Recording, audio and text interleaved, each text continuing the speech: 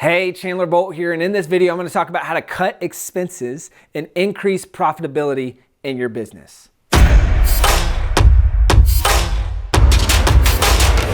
the other day I got a text message from a friend. He said, "Hey Chandler, how are you cutting expenses in your business? Any creative ways that you can think of?" Now he knows that over the past few years we've doubled profitability every single year, and I've actually went to Keith Cunningham's event. It's the 4-day MBA, and I've taken my financial controller each time, so I've been twice, and almost each time the biggest takeaway was how can we cut expenses, how can we get lean, how can we increase profitability. Now chances are while you're on the journey of growing your business has probably gotten a little bit bloated, and maybe you're like me in the early days, and I call this chasing the revenue rabbit.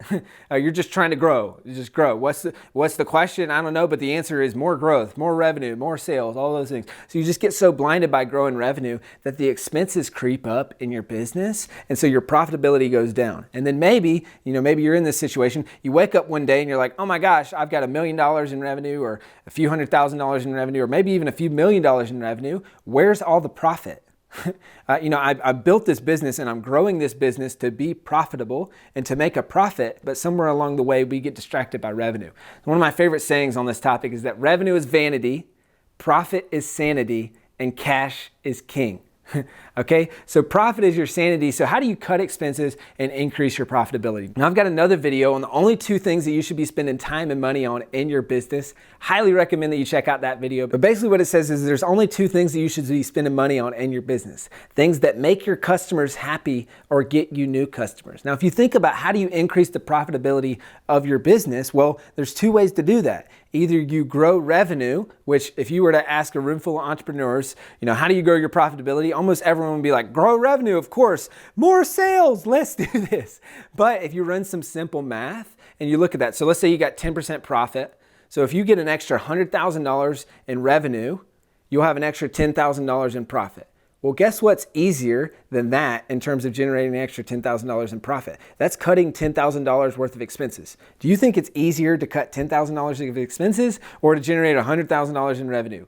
This is way easier. So that's what I'm going to be talking about in this video. I'm going to walk you through 7 ways that you can cut expenses and increase profitability in your business. Number 1, review every expense and ask the question, is this getting us new customers or making customers happier? And if the answer is no, then you cut that expense. Now this is what's happened pretty much every time we come back from the 4-day MBA. He calls this signing the checks for 90 days. It's like, I want you looking at every single thing that you're spending money on for the next 90 days and ask yourself, do we have to spend money on this? And is this getting us new customers or making those customers happier? Because if not, cut that expense. Number 2, sign the checks. I just mentioned this, but actually sign the checks. So if you use physical checks, actually sign the checks for 30, 60, 90 days. If you use kind of auto bill pay, credit cards, thing like that, you should have a report daily of all those expenses and actually approve those expenses before they go out or after they go out, but be looking at that every single day. Number 3, no expenses over $100 can be approved without your permission. So this is just a great way to cut down on big expenses, so your bigger expenses. And we also do this for subscriptions where no subscription is approved for over $50. Number 4, look at your expenses daily.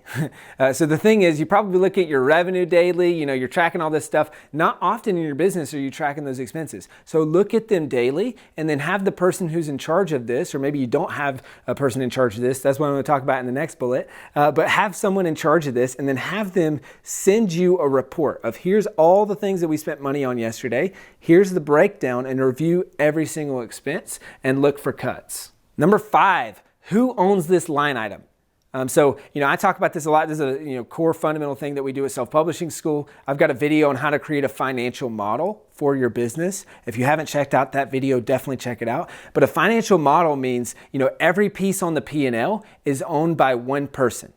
Okay, so your profit and loss statement, all the revenue line items, all the expense line items, all the way down to the profit is owned by someone on the team. So if one of those line items performs poorly, there's an owner that has accountability and responsibility for moving that line item forward and improving that situation. So you should have someone on your team that's accountable for this. So I've got someone on my team. This is my financial controller. So financial controllers are really good for this. Maybe it's an executive assistant, but someone needs to be responsible. And oftentimes as an entrepreneur, if you're the rainmaker, you're really focused on revenue. So you need someone that's kind of a checks and balance for that, that's accountable for this line item. So my financial controller is accountable for reducing expenses and is also accountable for profit percentage. So those two things kind of go hand in hand. So he's looking at that daily and seeing, oh, we should cut this expense. We should consolidate this software. We should cancel this subscription. We can reduce some things here, but have someone accountable for that line item. Number 6, identify the biggest areas for opportunities in your business. So really what this means is, what are the 3 to 5 things that you spend the most money on?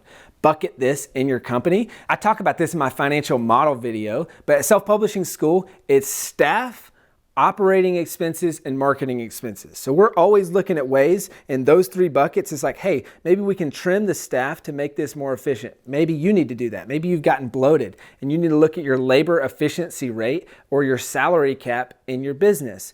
Maybe your operating expenses are out of control. Your rent's too high. You're spending too much money on software. You got recurring subscriptions. You got all this thing that are driving up your operating expenses. And then maybe number 3 for us, marketing as in the customer acquisition, that has crept up, or it was high in the past. And so we've been working on getting that down because we're spending that money to acquire new customers. So how can we trim that budget back, better spend that budget, look at ROI and ROAS, or return on ad spend targets there, so we can cut these biggest buckets of expenses. So what I want you to do is look in your business, and there's a few things that you can do to move the needle. There's big buckets of expenses, and ask, how can I trim that by 5%, 10%? Because every time you cut this stuff, it goes straight to the bottom line. Number 7, negotiate down prices with all of your vendors by 15 to 25%. So this is one of the things we've done every time we come back from 4-day MBA, as I go to my financial controller and I say, hey, I need you to negotiate down our expenses by at least 15%, if not 25%, from every single vendor that we use. And so we go out one at a time, and we put this in an Asana task, and we just work down the list from biggest expense to smallest expense, and we say, hey, we need better rates, we need better pricing. If it's a software company, we'll threaten to cancel. This is kind of a pro tip if you're looking to reduce your software expenses, because they have super high margins. It's like 96 or 98% profit. So they have a lot of flexibility to trim your prices. So we'll go to all the software that we're spending money on. We'll say, hey, we need you to lower our prices. Or we might just say, hey, we're going to cancel and we're going to go switch to your competitor. We really like them and we think, we want to do business with them. And a lot of times what will happen is they'll say, oh my gosh, don't leave. Maybe you've seen this if you threaten to cancel your cable. They do this all the time. So if you haven't done this in a while, you should call them up and you should look at every single expense in your business. This is an easy way to save 15, 25% on a ton of expenses, is just go through and say, hey, this just doesn't make sense. We're going to cancel. And you can do that going all the way up into the line, and you don't actually have to cancel, but oftentimes just in that process, they'll give you a 15, 25%. I think we've even got 40% discount on certain softwares that we use because we've done that, and then you get grandfathered into that oftentimes for life. So you get instant savings, they're happy, you're happy. So that's the 7 ways to cut expenses in your business. Now a bonus tip, and one thing that I'll talk about, is accounts receivable and accounts payable. This is the fastest way to get more cash in your business. So I talked about revenue is vanity, profit is sanity, cash is king. If you do not have cash in your business, you cannot pay the bills and you are out of business if you can't make payroll. So one of the best ways, this doesn't necessarily affect your profitability, but it does help you have more cash. And when you have more cash in your business, there's all sorts of things that you can do. And a lot of times those things that you can do will impact profitability, because maybe you don't have to take a loan, which would have been interest, which would have came out of your profitability, or it just rewards you a ton of different flexibility. So what I would encourage you to do, this is the easiest win, probably easier than all these cutting expenses tips, is to go to your vendors and go to your customers and increase your accounts payable days and decrease your accounts receivable days. So maybe you have your customers pay on 45-day terms. We'll switch that to 30-day terms.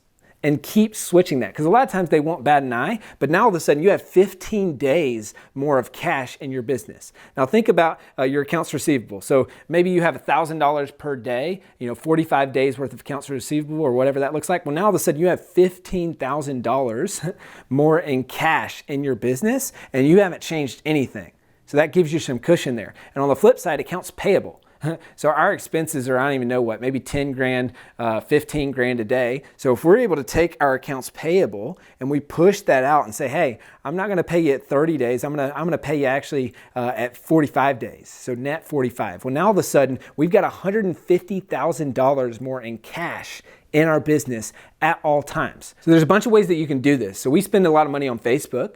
So we got them to raise our threshold from $1,000 to $10,000. So now all of a sudden, if we're spending $1,000, $1,500 a day on Facebook, we've got 5 more days or 10 more days in cash in the business. And then we pay that off with a credit card. So now all of a sudden we've got 30 days to pay that credit card. So we've got 30 more days worth of cash in the business. So the best, biggest, most successful companies in the world are really, really, really good at managing their cash flow. This is why Apple has billions and billions and billions of dollars in the bank, because they're great at managing their cash flow. So not only do I want you thinking about how do I cut my expenses, but that final little bonus tip there is how do you better manage your cash flow and keep more cash in your business so that you can be more profitable, so that you can pay the payroll, so that you can keep the lights on, all those things. So there you have it. That's how you cut expenses in your business. I'd love to hear from you. What was your number one takeaway from this video? The number one thing that you're going to use to go cut an expense in your business right now after this video, scroll below this video, comment below, or